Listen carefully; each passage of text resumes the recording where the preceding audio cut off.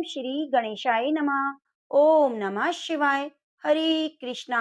कान्हा जी की कृपा से आप सभी भक्तों को उत्तरदा एकादशी की हार्दिक शुभकामनाएं और आप सभी की संतान की लंबी आयु हो, आने वाले सभी कष्ट दूर हो जाएं, सुख सौभाग्य की प्राप्ति हो। इसी कामना के साथ आज हम कथा का रसपान करते हैं।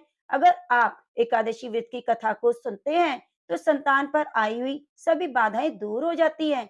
हमने एकादशी की कथा अपने चैनल पर पोस्ट की है, लिंक डिस्क्रिप्शन में है और कमेंट बॉक्स में भी है। तो कृपया आप एकादशी व्रत की कथा को जरूर सुनिए और अपना सहयोग और प्यार जरूर दीजिए। इसी कामना के साथ रसपान करते हैं।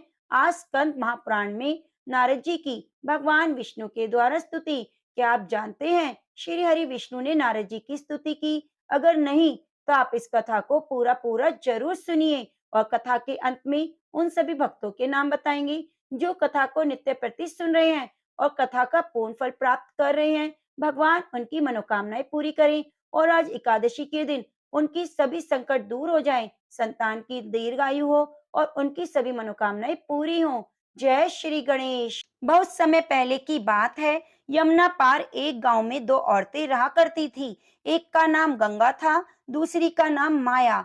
गंगा और माया दोनों रोज यमुना पार नाव में बैठकर वृंदावन आती और वहां घूम घूम कर सब्जी बेचा करती। गंगा और माया रोज इसी तरह से सुबह से शाम तक सब्जियां बेचा करती। जब उनकी सारी सब्जी बिक जाती तो दोनों यमुना के किनारे बैठ जाती और अपने घर से लाए हुए भोजन को बड़े ही प्रेम पूर्वक खाने लगती। वो अपने घर से भोजन के लिए रोटी मक्खन लाती, यमुना के किनारे पेड़ की छांव में बैठकर बड़े ही प्यार से खाती। फिर नाव में बैठकर यमुना पार करके अपने गांव चली जाती। वे दोनों वृंदावन के यमुना पार की थी, फिर भी दोनों भगवान कृष्ण को नहीं जानती थी और ना ही जानती थी कि भक्ति क्या होती है। वह तो केवल सब्जी बेचकर गुजारा करना और अपना पेट भरना जानती थी। एक दिन गंगा और माया सब्जी बेचने वृंदावन आई और आज उनकी सब्जी जल्दी बिक गई। तो दोनों एक दूसरे से कहने लगी, बहन आज तो हमारी सब्जी जल्दी बिक गई है। काफी दिनों से यह पहली बार हुआ कि इतनी जल्दी सब्जी बिक गई। गंगा कहने लगी, माया अब तुम बताओ कि हम क्या करें, इतनी जल्दी घर जाकर क्या करेंगे? तो माया कहने लगी, बहन देखो सामने मंदिर है, उसमें कथा हो रही है। तो सुनकर गंगा कहने लगी, बहन कथा क्या होती है? माया कहती है, अरे बहन यह तो मुझे भी नहीं पता कि कथा क्या होती है, पर सब लोग कहते हैं कि कथा होती है। आज हम कथा सुनने जा रहे हैं, कथा सुनकर आ रहे हैं। तो चलो आज हम भी कथा सुन लेते हैं कि कथा क्या होती है। गंगा और माया दोनों मंदिर में कथा सुनने चली गईं। वहां जाकर भक्तों के बीच में बैठकर कथा सुनने लगी। कथा में गुरुजी बड़े ही प्रेम भाव से भगवान की चर्चा सुना रहे थे कि भक्तों, जिसने भगवान से प्रेम नहीं किया उसका जीवन बेकार है। जिसका प्रेम श्री कृष्ण के चरणों में नहीं हुआ उसका जीवन बेकार है। भगवान को प्राप्त करना ही मनुष्य जीवन का लक्ष्य है। यह मनुष्य जीवन सिर्फ हमें भगवान प्राप्ति के लिए मिलता है, पर मनुष्य इन सब बातों को भूल गया। इस जगत में आने का उद्देश्य क्या है? सारे मनुष्य संसार में पैसा इकट्ठा करने में लगे हैं। तो इस तरह की बातें सुनकर गंगा और माया दोनों बहुत ही प्रभावित हुई। फिर वह नदी किनारे एक दूसरे से कहने लगी, बहन माया देखो गुरुजी आज क्या कह रहे थे कि भगवान कृष्ण के चरणों में अगर प्रेम नहीं हुआ तो मनुष्य जीवन बेकार है। फिर माया कहती है, बहन गंगा क्या हमारा जीवन बेकार है? तो गंगा कहने लगी, गुरुजी की बातें सुनकर तो ऐसा ही लगता है। तो माया कहने लगी, बहन तू बता कभी तूने कृष्ण भगवान को देखा है? गंगा कहने लगी, अरे बहन मैं तो हर समय तेरे साथ रहती हूँ, मुझे भगवान कृष्ण के दर्शन कैसे होंगे? दोनों आपस में चर्चा करते हुए पूछती हैं कि भगवान न जाने कहाँ मिलेंगे, हमें भगवान के दर्शन कैसे होंगे? तो वह दोनों इस तरह चर्चा कर रही थी कि इतने में वहां से एक संत जी गुजरे। तो गंगा साधु को देखकर बोली, बहन मुझे लगता है भगवान साधु संतों के पास जरूर रहते होंगे, तो चलो इनके पास से भगवान को लेकर आते हैं। तो वे साधु अपना झोला और सामान यमुना के किनारे रखकर स्नान करने लगा, तो गंगा और माया दोनों यमुना किनारे गईं और चुपके से साधु का झोला उठाकर आने लगी।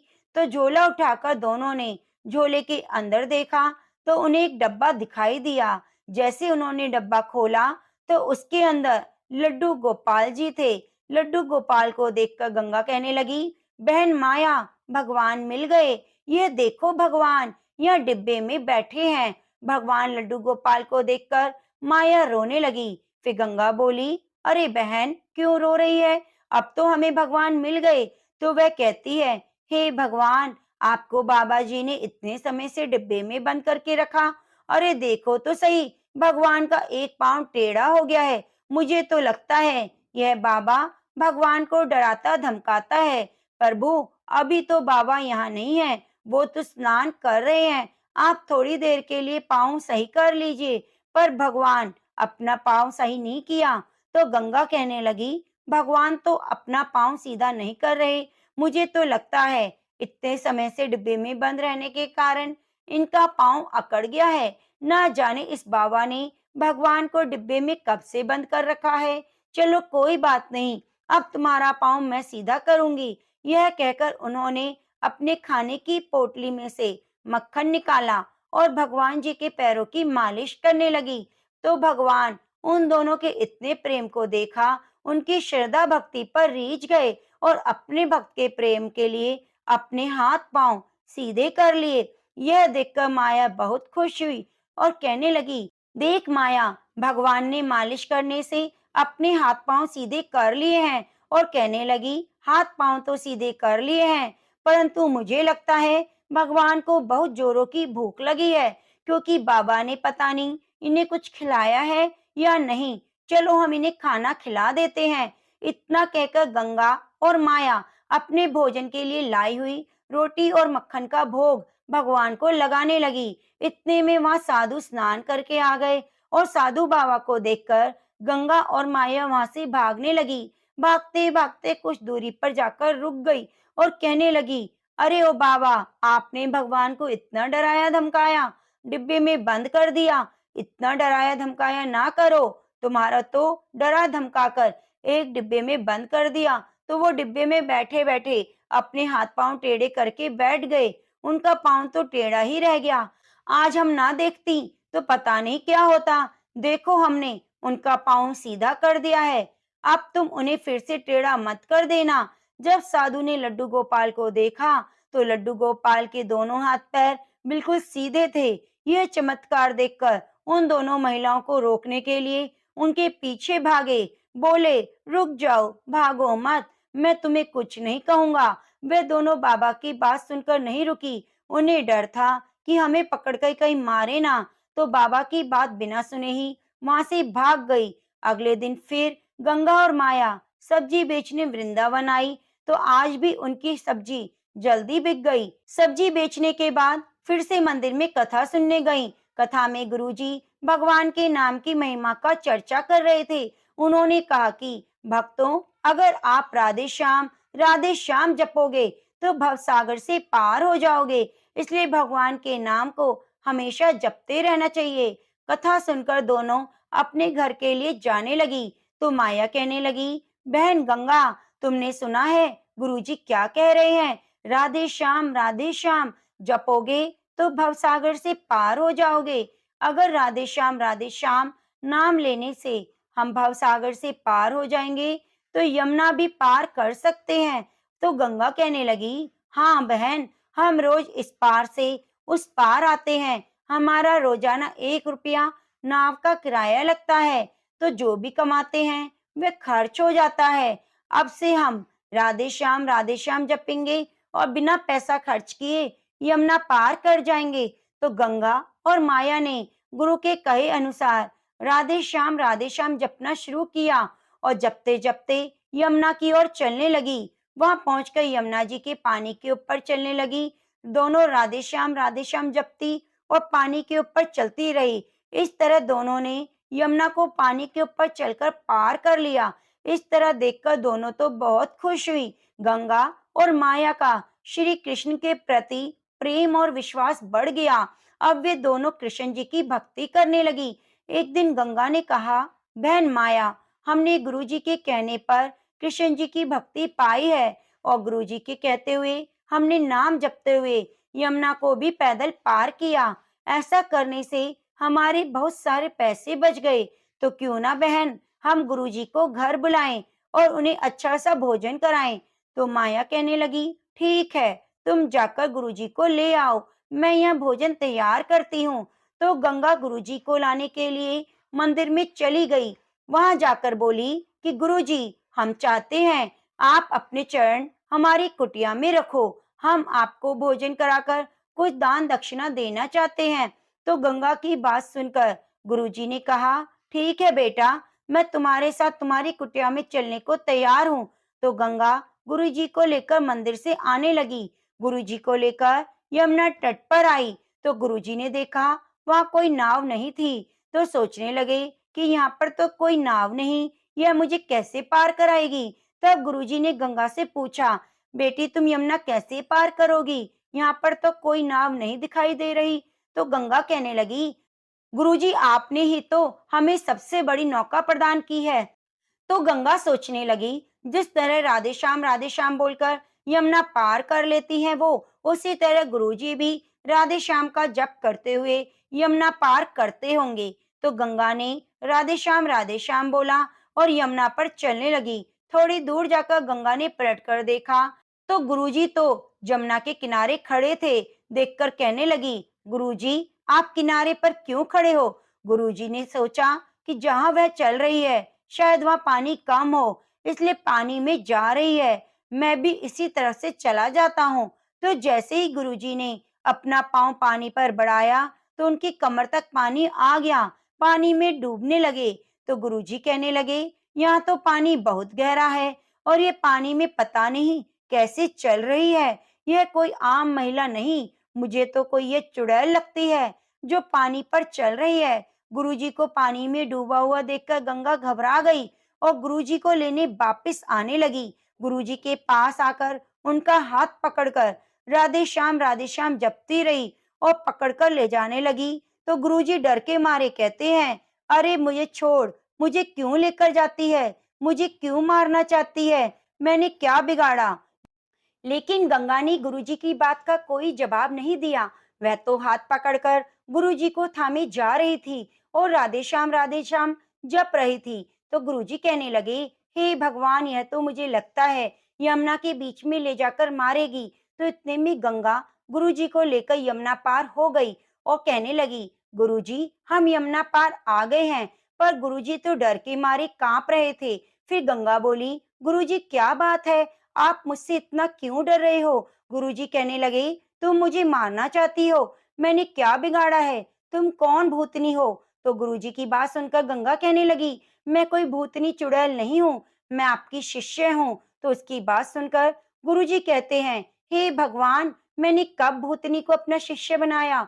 तो गंगा कहने लगी, गुरुजी आप ये क्या कह रहे हैं, आपने तो कथा में बताया कि राधे श्याम जपोगे तो भव सागर से पार हो जाओगे। हमने सोचा राधे श्याम जपने से भव सागर से पार हो जाएंगे तो यमुना से भी पार हो जाएंगे। अब तो हम रोजाना राधे श्याम जपते हैं और यमुना जी को पार कर लेते हैं, अब हमें कोई नाव की जरूरत नहीं। गंगा की बात सुनकर गुरुजी हैरान हो गए और गंगा से कहने लगे, हे बेटी, तुमने अपने गुरु के वचनों पर इतना दृढ़ विश्वास रखा कि उसके बल पर तुमने यमुना के पानी पर चलकर यमुना को पार कर लिया। बेटी तुम महान हो, तुम्हारा प्रभु के प्रति प्रेम और विश्वास है, तो प्रेम से बोलिए, कृष्ण कन्हैया की जय हो।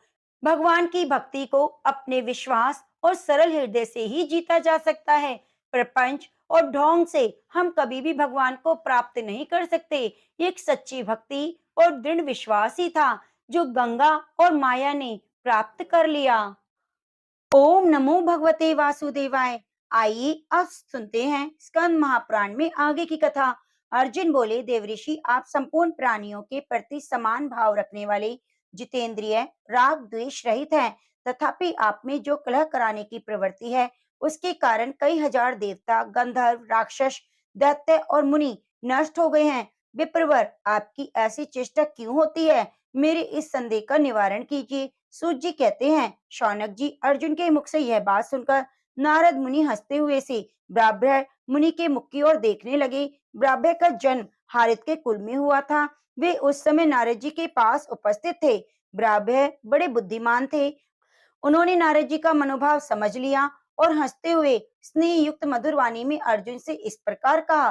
ब्राह्मण बोले, पांडु नंदन, आपने नारद जी से जो कुछ कहा है वह सब सत्य है। प्रत्येक मनुष्य के मन में ऐसा संदेह हो जाता है। इस विषय में भगवान श्री कृष्ण के मुख से जो बात सुनी है वे मैं आपको बताऊंगा। आज से कुछ काल पहले की बात है। संपूर्ण यादवों को आनंदित करने वाले भगवान श्री कृष्ण महासागर संगम की यात्रा में इधर आए थे। उनके साथ उग्रसेन, वसुदेव और प्रभु प्रद्युम्न आदि भी थे।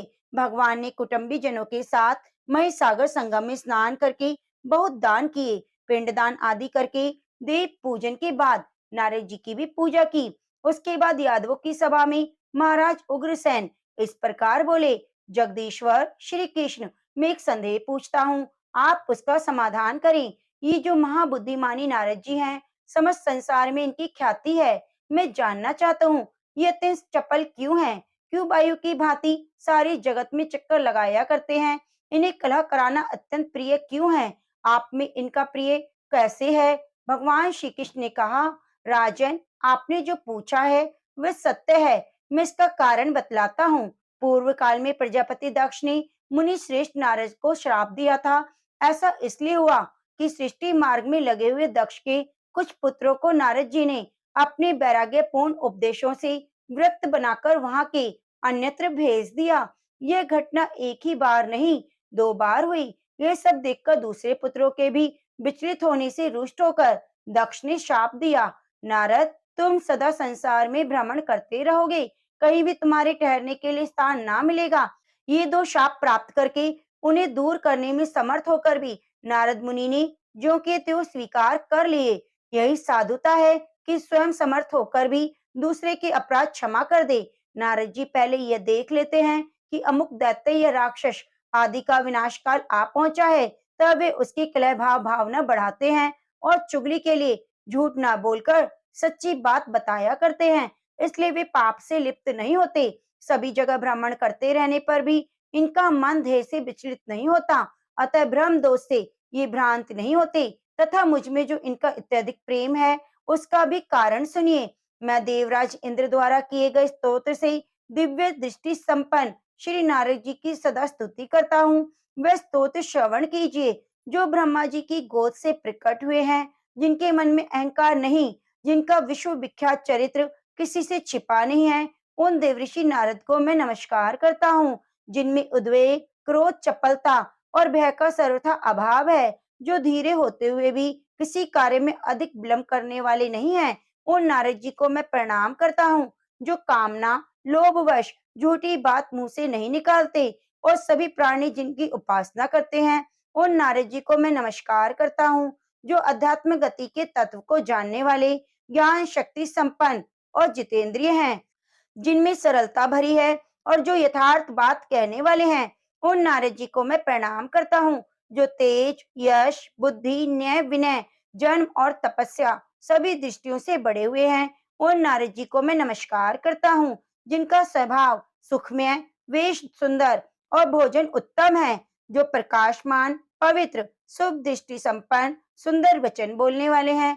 उन नारद जी को प्रणाम करता हूँ, जो उत्साह पूर्वक सबका कल्याण करते हैं, जिनमें पाप का लेश भी नहीं, जो परोपकार करने में कभी अघाते नहीं। उन नारद जी को नमस्कार करता हूँ, जो सदा वेद, स्मृति और प्राणों में बताए हुए धर्म का आश्रय लेते हैं तथा प्रिय और अप्रिय से रहित हैं। उन नारद जी को प्रणाम करता हूँ, जो सभी संगों से अनासक्त हैं, तथापि सब में आसक्त हुए से दिखाई देते हैं, जिनके मन में किसी संशय के लिए स्थान नहीं है, जो बड़े अच्छे वक्ता हैं।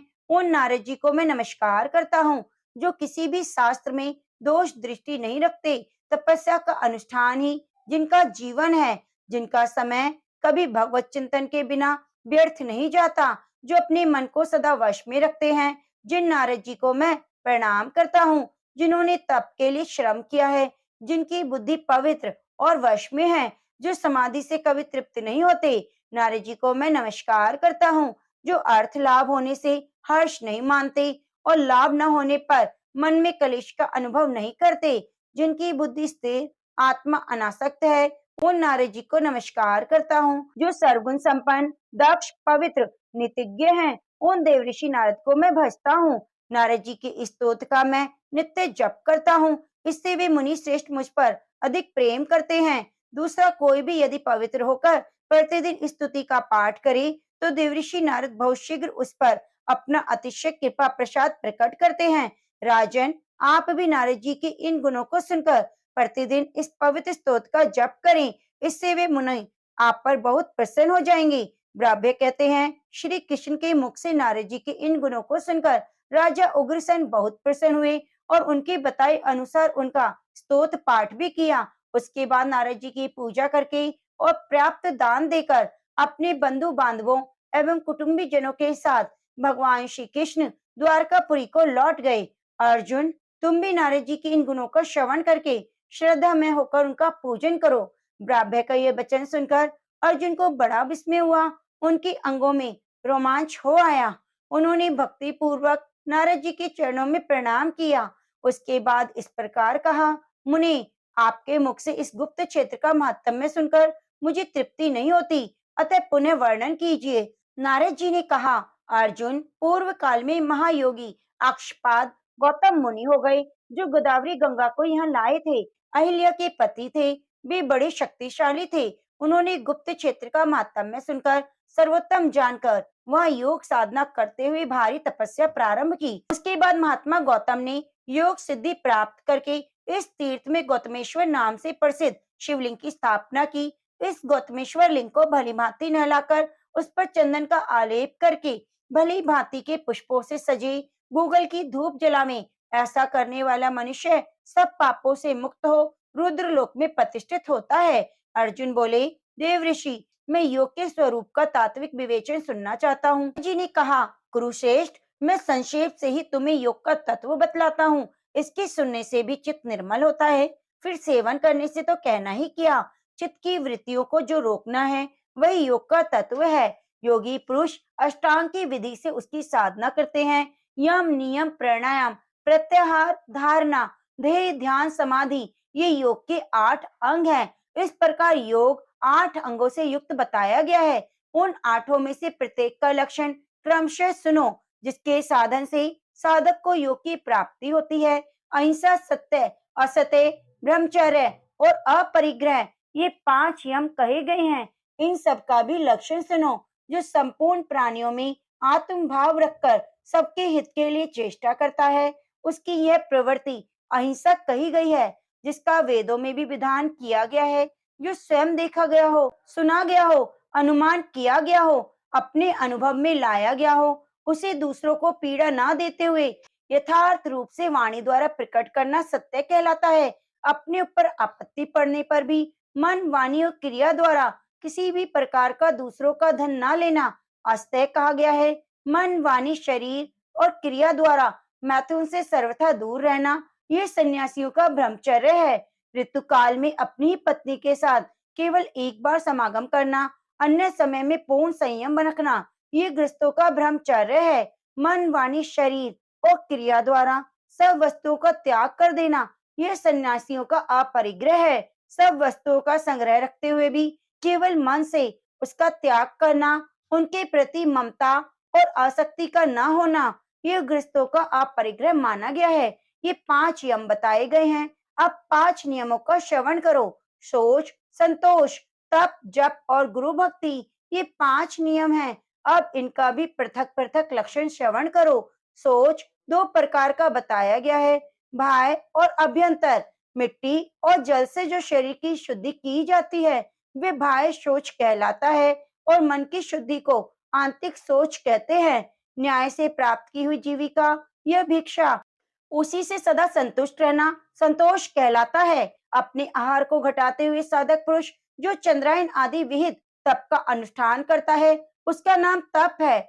वेदों के स्वाध्याय, प्रणव के अभ्यास आदि को जप कहा गया है। भगवान शिव ही ज्ञान स्वरूप गुरु हैं। उनमें जो भक्ति की जाती है वही गुरु भक्ति मानी गई है। इस प्रकार नियम यमों का भलीभांति करके साधन विद्वान पुरुष प्राणायाम के लिए सन्निध होवे, अथवा वह योग की सिद्धि नहीं कर सकता, क्योंकि जिसका शरीर बाहर और भीतर से शुद्ध नहीं हुआ है उसमें वायु का महान प्रकोप हो जाता है। वायु के प्रकोप से शरीर में कोढ़ हो जाता है। इतना ही नहीं, वे जड़ता आदि का भी उपभोग करता है। इसलिए बुद्धिमान पुरुष शरीर को शुद्ध करके ही दूसरे साधन के लिए प्रयोग करे। पांडुनंदन, अब मैं प्राणायाम के लक्षण को बताता हूँ, सुनो। प्राण और अपान वायु का निरोध प्राणायाम कहलाता है।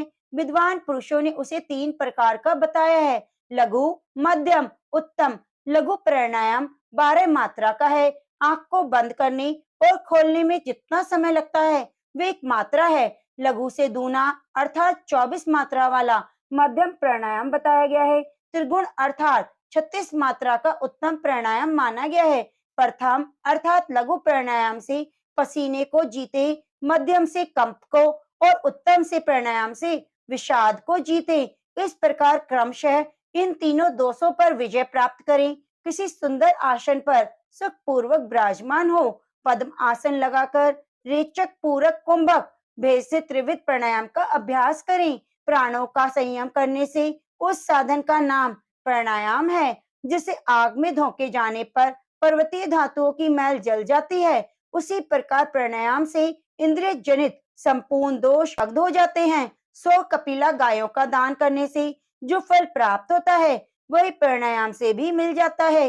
इसलिए योगी पुरुष सदैव प्राणायाम करें। प्राणायाम से शांति आदि दिव्य गुण सिद्ध होते हैं। शांति, प्रशांति, दीप्ति और प्रसाद ये क्रमशः प्रकट होने वाले दिव्य गुण हैं। स्वाभाविक और आगंतुक पापों की निवृत्ति, उनकी वासनाओं का शमन शांति नामक प्रथम गुण है। मन और बुद्धि के द्वारा लोभ और मोह रूपी दोषों का पूर्णतः निराकरण करके जो शांति प्राप्त होती है उसी को इस श्लोक में प्रशांति कहते हैं। भूत, भविष्य, दूरस्थ और अदृश्य पदार्थों का यहाँ भलीभांति ज्ञान होना ही दीप्ति है। संपूर्ण इंद्रियों की प्रसन्नता, बुद्धि और प्राणों की भी निर्मलता को प्रसाद कहा गया है। इस प्रकार ये 4 फल वाले प्राणायाम के द्वारा प्राप्त करने योग्य हैं। ऐसे फल वाले प्राणायाम का योगी पुरुष सदैव अभ्यास करें, जिसे सदा सेवन करने पर सिंह, व्याघ्र, हाथी भी मृदुता को प्राप्त होते हैं। उसी प्रकार प्राणायाम द्वारा संयम में लाया हुआ प्राण भी वश में हो जाता है। यह प्राणायाम बताया गया है। अब प्रत्याहार का वर्णन सुनो। विषय सेवन में लगे हुए चित्त को विषयों की ओर से लौटाने को जो प्रयत्न है उसे प्रत्याहार बताया गया है। चित्त को संयम में रखना ही प्रत्याहार का मुख्य लक्षण है। इस प्रकार प्रत्याहार बताया गया है। अब धारणा का लक्षण सुनो।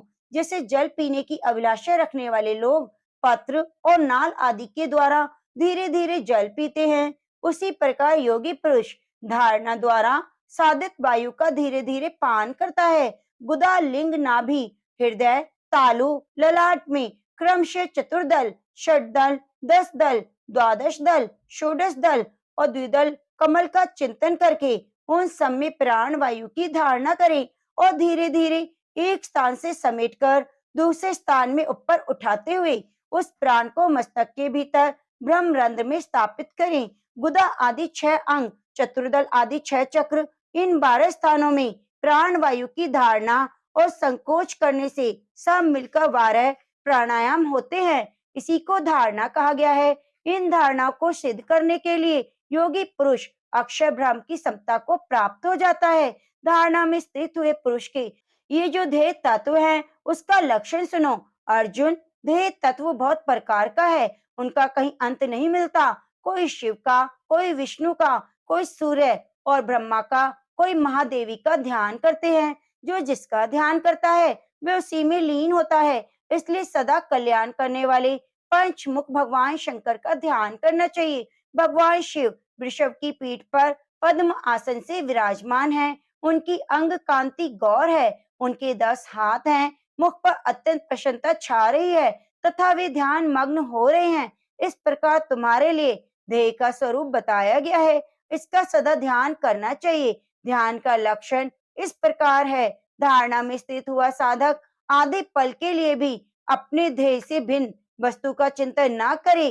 इस प्रकार इस दुर्गम भूमिका में स्थित होकर योग वेता पुरुष कुछ भी चिंतन ना करे, यही समाधि कहलाती है। समाधि का ठीक ठीक लक्षण बता रहा हूँ, सुनो। जो स्पर्श, शब्द, रस, गंध और रूप से सर्वथा रहित है, उस परम पुरुष परमात्मा को प्राप्त हुआ योगी समाधिस्थ कहा गया है। समाधि में स्थित हुआ मनुष्य कभी विघ्नों से अभिभूत नहीं होता। भारी से भारी दुख क्यों ना आ जाए, वह उससे विचलित नहीं होता। उसके कानों के पास यदि सैकड़ों शंख फूके जाएं और नगाड़े बजाए जाएं, तो भी बाहर के शब्द नहीं सुनता। कोड़ों के प्रहार से उसे घायल कर दिया जाए, आग से शरीर जला दिया जाए, शरीर से भरे हुए भयंकर स्थान से उठाकर बैठा दिया जाए, तो भी वे बाहर के स्पर्श का अनुभव नहीं करता। फिर वैसे पुरुष के लिए बाहरी रूप, गंध और रस के विषय में तो कहना ही क्या है। जो इस प्रकार आत्मा का साक्षात्कार करके पुनः समाधि की प्राप्ति करता है, उसे भूख और प्यास कभी बाधा नहीं पहुंचा सकती। निश्चय समाधि को पाकर मनुष्य जिस सुख का अनुभव करता है, वह न स्वर्गलोक में है न पाताल में, फिर मनुष्य लोक में तो वह कहाँ हो सकती है। कुरुनंदन, इस प्रकार योग मार्ग में आरूढ़ हुए पुरुष के लिए भी 5 उपसर्ग प्राप्त होते हैं, जो बड़े कटु हैं। उनका परिचय सुनो। प्रातिभ, श्रावण, देव, ब्रह्म, आवर्त, यही 5 उपसर्ग हैं। संपूर्ण शास्त्रों की प्रतिभा का हो जाना ही प्रातिभ उपसर्ग है। यह तो सात्विक, परंतु इसके कारण जिसके हृदय में अहंकार आ जाता है, इससे वह योगी अपनी स्थिति से नीचे गिर जाता है। हजारों योजन दूर से भी शब्द को सुन लेता है। श्रावण नामक उपसर्ग है, यह दूसरा विघ्न है। फिर भी यह सात्विक ही है, परंतु इसके कारण जो गर्व होता है वह नष्ट हो जाता है। जिससे देवताओं की 8 योनियों को देखता है, उस शक्ति को प्राप्त होना देव उपसर्ग है। यह भी सात्विक दोष है। इससे भी घमंड होने पर साधक का विनाश हो जाता है। जैसे जल के भ्रमर में डूबा हुआ मनुष्य व्याकुल होता है, उसी प्रकार सहसा प्रकट हुए विविध विज्ञान के आवर्त में जो चित्त की व्याकुलता होती है, उसका नाम आवर्त है। ये राजस दोष है, जो बड़ा भयंकर है। जब योगी का मन अनेक प्रकार के दोषों से आक्रांत हो, समस्त आधारों से भ्रष्ट होने के कारण अवलंब शून्य होकर भटकने लगता है, तब उसे भ्रम नामक दोष बताया जाता है।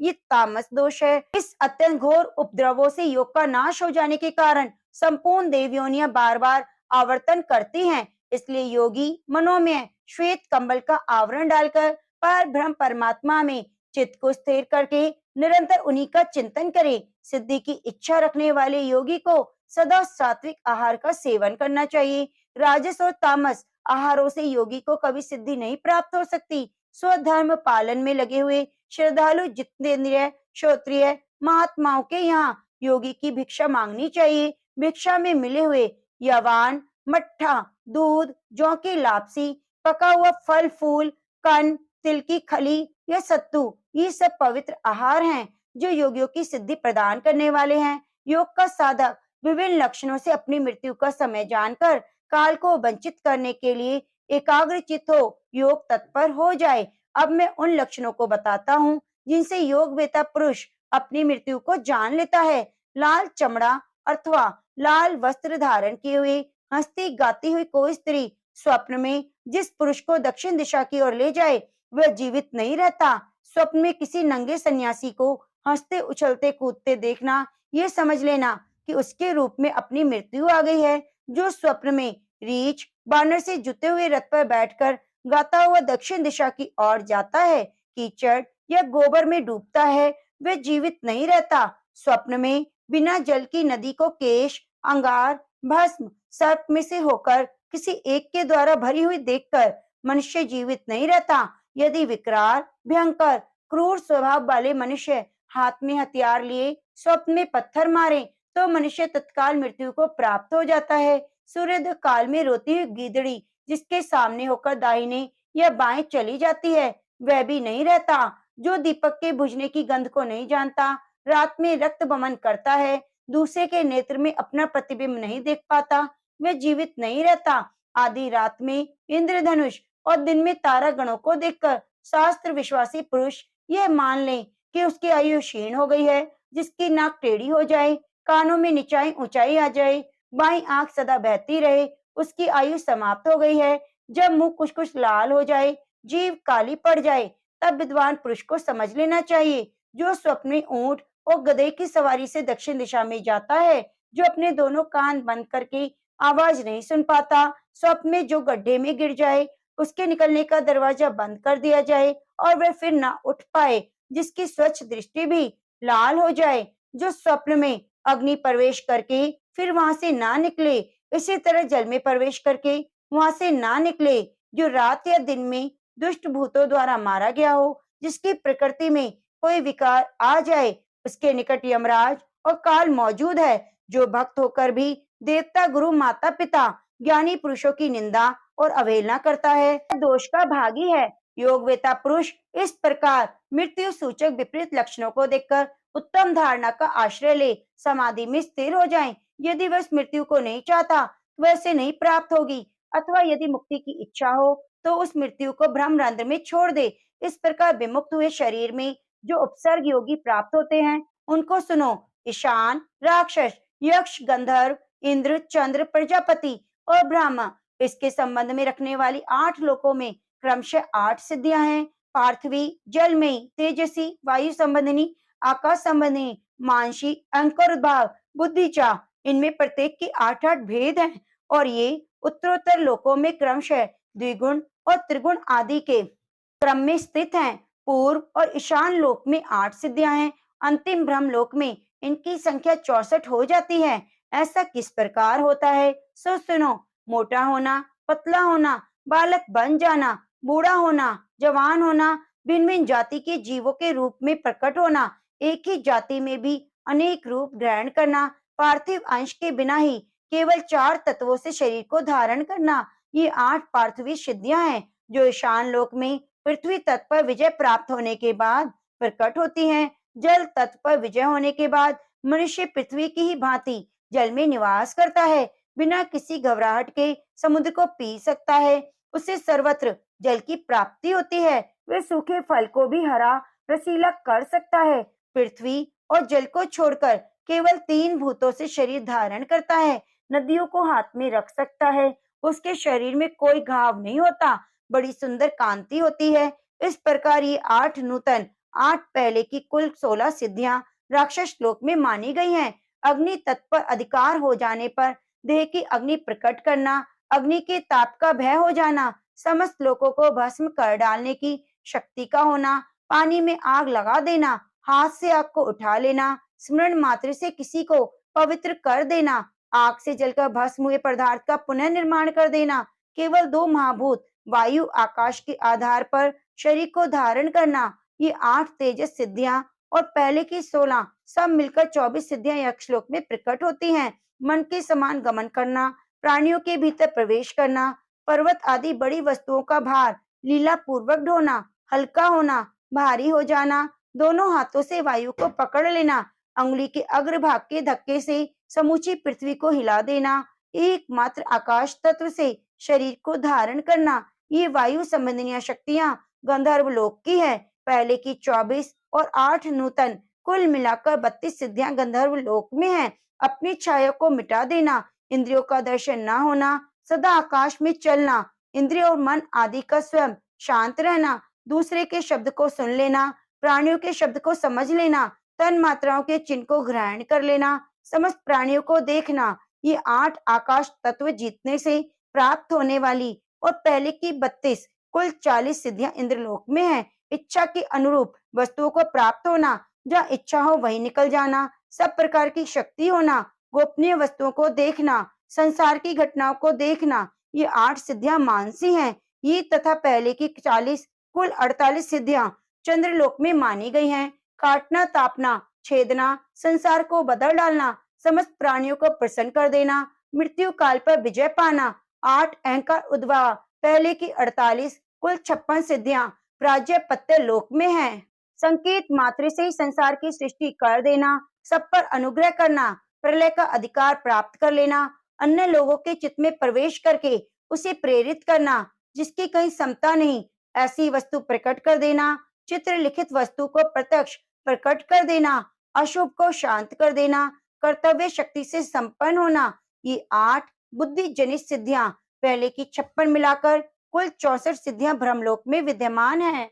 यह गोपनीय रहस्य मैंने तुमसे प्रकट किया है। ये सब सिद्धियां जीते जी देह भेद होने पर योगी की प्राप्ति होती है, परंतु इनके द्वारा सदैव पतन का भय बना रहता है। इसलिए योगी को इन सिद्धियों के प्रति आसक्ति नहीं रखनी चाहिए। इन सब सिद्धिजनक गुणों का निवारण करके सदा योग साधना में लगे रहने वाले योगी को ऐसी 8 सिद्धियां प्राप्त होती हैं, जो योग में भलीभांति सिद्धि प्रदान करने वाली हैं। उनके नाम है अणिमा, लघिमा, महिमा, प्राप्ति, प्राकम्य, इशित्व, वशित्व, कामावश्यता। ये 8 सिद्धियां महेश्वर पद में स्थित सूचित करती हैं। सूक्ष्म से सूक्ष्म हो जाना अणिमा है, अत्यंत शीघ्रता से कोई काम करना। लघिमा है, लोक से पूजनीय पद की प्राप्ति होने से महिमा मानी गई है। प्राप्ति नामक सिद्धि वह है जबकि योगी के लिए कुछ भी अप्राप्य रह जाता है, कुछ भी अप्राप्य नहीं रह जाता। सर्वत्र व्यापक होने के कारण उसमें प्राकम्य नामक सिद्धि का उदय माना गया है। सिद्ध योगी जिससे ईश्वर तुल्य हो जाता है वह ईशित्व नामक सिद्धि है। सबको वश में करने के कारण वशिता नामक उत्तम सिद्धि मानी गई है। जहाँ इच्छा हो वह पहुंच जाना कामावश्यता नामक सिद्धि है। ये समस्त सिद्धियां ईश्वर पद को प्राप्त हुए योगी में प्रकट होती हैं। इसलिए वह ना तो जन्म लेता है, न बढ़ता है, न मृत्यु को प्राप्त होता है। ऐसा योगी मुक्त कहा गया है। जो इस प्रकार मुक्ति पाता है उसका आत्मा परमात्मा के साथ उसी प्रकार एक हो जाता है जैसे जल में डाला हुआ जल परस्पर एकता को प्राप्त हो जाता है। योग का ऐसा फल जानकर योगी पुरुष सदा योग का अभ्यास करें। निर्मल योगी जन सदा योग सिद्धि के लिए कुछ उपमाएं दिया करते हैं, जैसे सूर्य कांति मणि चंद्रमा की किरणों के संयोग से चंद्र कांत मणि के संपर्क में आने से अग्नि प्रकट नहीं करता, अपितु अकेला होने पर सजाते सूर्य किरण के संयोग से वह आग प्रज्वलित करता है। योगी भी तभी सिद्धि लाभ करता है जब वह प्रतिबंधकों से दूर रहकर अनुकूल साधन सामग्री के साथ अकेला रहकर साधन में संलग्न होता है। ये चिड़िया, चूहा, नेवला घर में स्वामी की भांति निवास करते हैं और घर गिर जाने पर अन्यत्र चले जाते हैं, किंतु उनके मन में इसके लिए दुख नहीं होता। यही उपमा योगी के लिए भी है। उसको भी देह गेह में ममता नहीं रखनी चाहिए। जैसे चींटी या दीमक अपने छोटे मुखाग्र से थोड़ी थोड़ी मिट्टी जमा करके मिट्टी का ढेर लगा देते हैं, यही उपदेश योगी के लिए भी है। योगी निरंतर थोड़ी थोड़ी साधन शक्ति का संचय करते हुए एक दिन महती योग शक्ति से संपन्न हो जाता है। पत्र पुष्प फल से भरे हुए वृक्ष को पशु पक्षी और मनुष्य आदि नष्ट कर देते हैं। ऐसे को समझकर योगी पुरुष सिद्धि प्राप्त कर लेते हैं। सारांश यह है कि यदि योगी भी सिद्धि का चमत्कार प्रकट करने लगे तो संसार के लोग उसे अपनी साधना से भ्रष्ट कर देते हैं। अतः उसे गुप्त रहकर ही साधना करनी चाहिए। हिरण के बच्चे के सिर पर जब पहले सिंग उगते हैं तो तिल के समान दिखाई देते हैं, धीरे धीरे बढ़कर बड़े हो जाते हैं। इस बात को लक्ष्य करके योगी उस हिरण के सिंह के साथ साथ बढ़ने लगते हैं तो वह सिद्धि को प्राप्त कर लेता है। मनुष्य जल या तेल आदि द्रव्य पदार्थों से भरे हुए पात्र को लेकर पृथ्वी से बहुत ऊंचे मार्ग पर चढ़ जाता है। यह देखकर भी क्या योगी पुरुष को अपने कर्तव्य का ज्ञान नहीं होता? उसको भी चाहिए कि वह अत्यंत सावधान होकर योग के उच्च शिखर पर आरोहण करे। यह वही घर है जहाँ निवास हो, वही भोजन है जिससे जीवन की रक्षा हो, जिससे प्रयोजन सिद्ध हो, जो स्वयं ही योग सिद्धि में सहायक हो। वैसे ज्ञान की योगी उपासना करे, वही उसके लिए कार्य साधक हो जाता है। नाना प्रकार के ज्ञान का जो अधिक संग्रह है वे योग की साधना में विघ्न कारक ही होता है। जो ये जानने योग्य है, ये जानने योग्य है, ऐसा सोचते हुए बहुविध ज्ञान के लिए प्यासा फिरता है, वह 1000 कल्पों में भी गेय वस्तु को नहीं प्राप्त कर सकता। आसक्ति छोड़कर क्रोध को जीतकर परिमित आहार का सेवन करते हुए जितेंद्रिय होवे, बुद्धि के द्वारा इंद्रियों को बंद करके मन को ध्यान में लगावे, सात्विक आहार का सेवन करे, ऐसे आहार का नहीं जिससे उसका चित्त काबू के बाहर हो जाए। चित्त को बिगाड़ने वाला आहार सेवन करने वाला मनुष्य रौरव नरक का प्रिय अतिथि होता है। वाणी दंड है, कर्म दंड है, मन दंड है, तीनों दंड जिसके अधीन है वे त्रिदंडी यति माना गया है।